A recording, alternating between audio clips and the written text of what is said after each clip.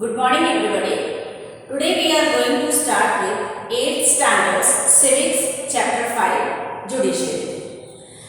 Now in the second chapter you have already studied about rule of law. Rule of law means law is equally applicable to everybody and nobody is above the law.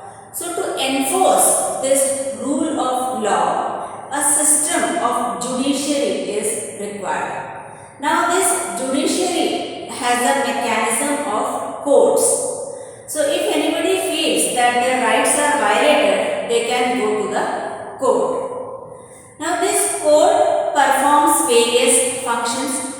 It solves many types of problems. It deals with many types of issues.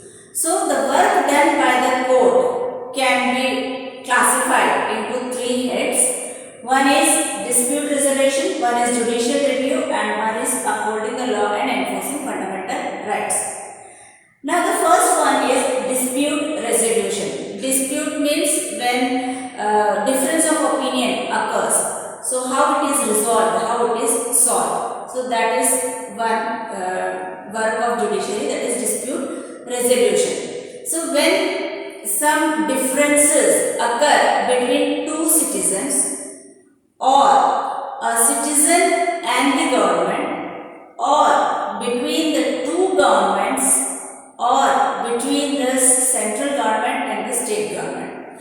In all these cases, the court can interfere or the people can go to the court. So once again, disputes between citizens, that means between two citizens. Between citizen and the government, it can be a person has some problem with the state government or central government. So a citizen and the government. Third is two state governments. That means mostly related to water issues, river water. There is always conflict between two states. Like if there is conflict in the sharing of river water between Tamil Nadu and Kerala. So then that will come under two state governments. Then problem can occur between a state government and the central government also. So such type of issues are solved in the court, and that is called as dispute resolution.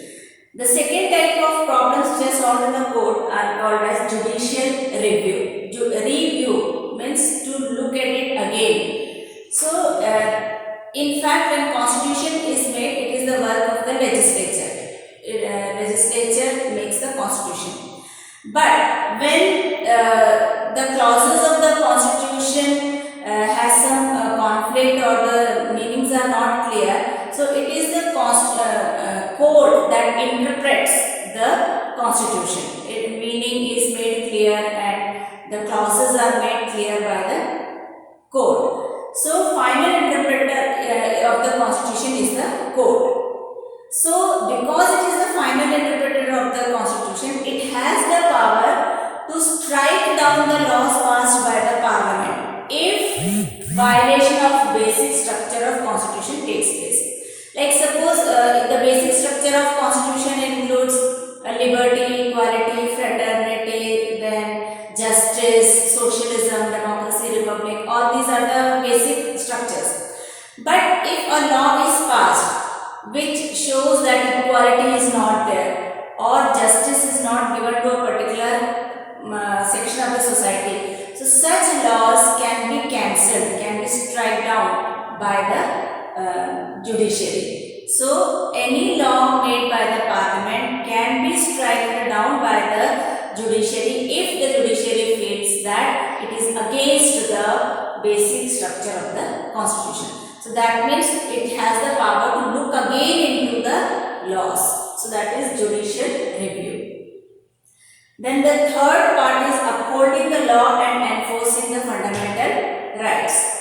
Now whenever laws are made, it should not be on paper itself. It should be implemented. So for implementing that, high courts and supreme courts are there. So when citizens feel that their rights are violated, they can go to the High Court or Supreme Court, especially when their fundamental rights are violated. Fundamental rights we have already studied: right to equality, right to freedom of cultural and education right, then right against exploitation, and right to constitutional remedies.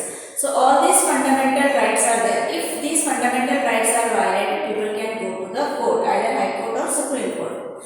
Here we can take the example of Hakim Sheikh, which we have already studied in 7th standard. So in 7th standard we have studied that there was a agricultural laborer, Kisan Mazdoor Sangh, who was a part of Kisan Mazdoor Sangh in West Bengal.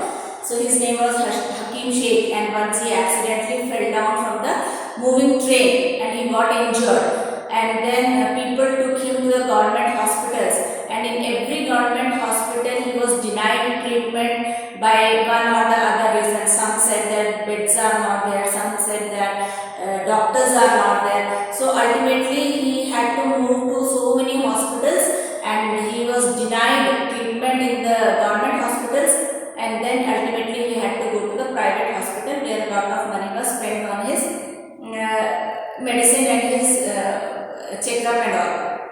So when this case was brought forward in the court, so the court made a new law regarding health. So when the case of Hakim Sheikh was presented in the court, so on hearing that case, Supreme Court ruled that is made the rule that Article 21 means it includes the right to life. So Article 21 should also include right to health.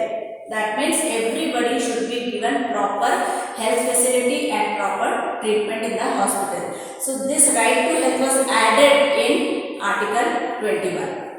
Then it also directed West Bengal government to pay compensation to Hakim Sheikh, because the responsibility of the government hospital is to take care of the people, and if government hospitals fail to do their duty, so then they have to pay the compensation. So government hospitals were asked to pay compensation to Hakim Sheikh, and along with that a new guideline or a new plan was also made by the Supreme Court and given to the primary health care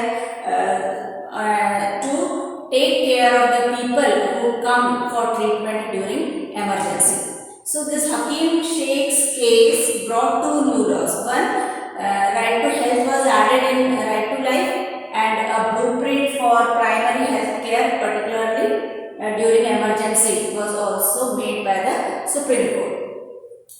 So, and the Supreme Court in India was made on 26 January 1950, and previously it was a federal court, and it was located in the Chamber of Princes in the Parliament House. But after independence, it was shifted to New Mathura Road in Delhi. So this is all about the role of judiciary.